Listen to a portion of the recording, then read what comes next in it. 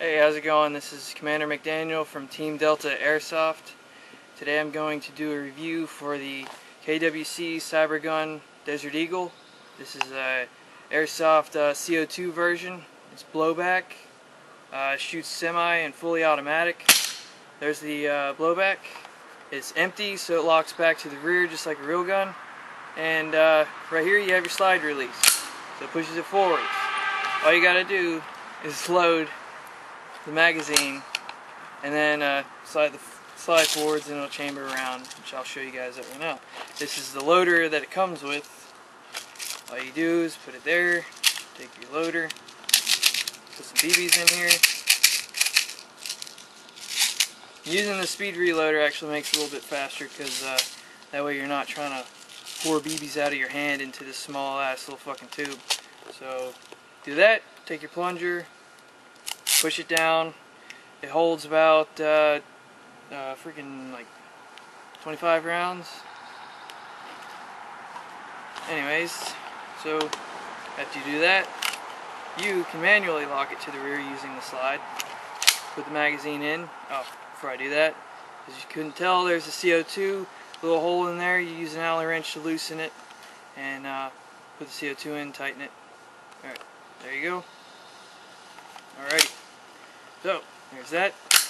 Lock it forwards, and it's ready to fire. This is semi-automatic mode.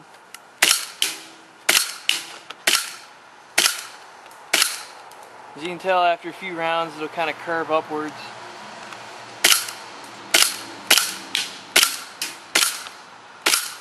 I don't know why it really does that, but this is full auto mode.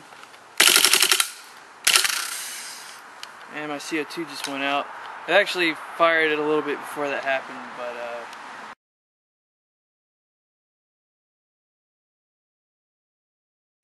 alright, so you get your Allen wrench, loosen this little nut down there, and then you slide your CO2 in.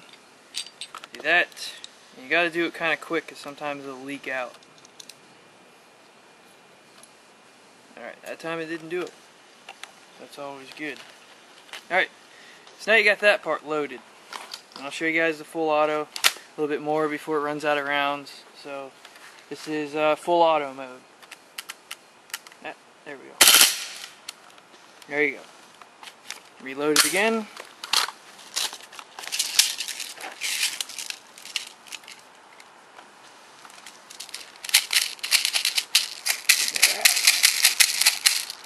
Alright.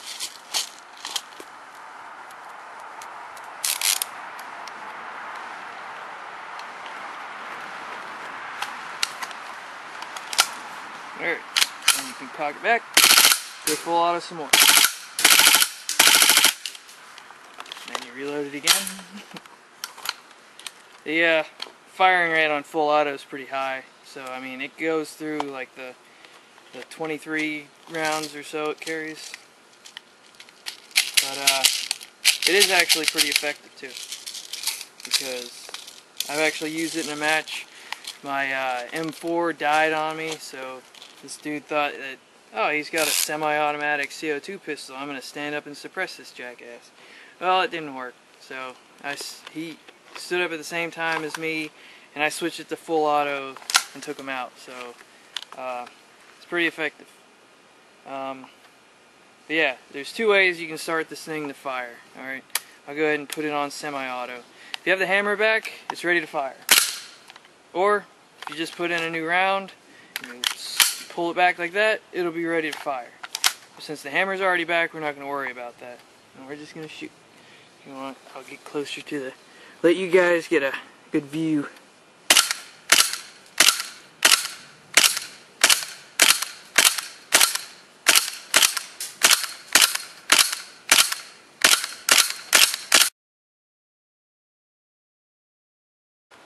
Alright, this next part I'm going to show you guys how to disassemble it. Of course, before you disassemble it or make any adjustments or you're taking shit off, take the magazine out, because that's where your gas is and that's where your rounds can be. So just drop that in my dump pouch. Then you also want to turn it to safety. And then right here is your slide release, or whatever the fuck it's called, disassembly switch or bullshit like that. So you push on this side, slide it down, and then your slide comes off.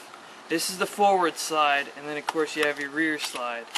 The rear slide is a pain in the ass to get back on, so I'm not going to take it off out here, because on the full auto version, which is the one that I have, the semi and full auto, there's a little nipple piece that sticks up, and it took me like hours putting this damn thing back on, because I was looking on YouTube at everybody else's videos and all they had was a semi-auto version.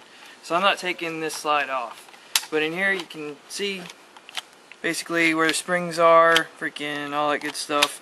And if you want to put oil in here, you got plenty of space to put some oil back there to get it on your springs and on the other workings in there. Of course you can also just take it apart, but maybe in a later video I'll show you guys how to put it back together. But yeah, this part's pretty simple though. Just put it back in. It's in place. And then you just slide this forwards. And then just do a little functions check. Make sure everything's still in place, which it is. And you're ready to go again. So, you can also do the other functions. Do this. Slide back. Locked in place like it's supposed to. Went forwards. And it fired. So, that's basically, in a nutshell, the quick field disassembly. You know, if you guys want to learn any more, put it on the comments in the YouTube video, and I'll put it in the next video we make. Alright?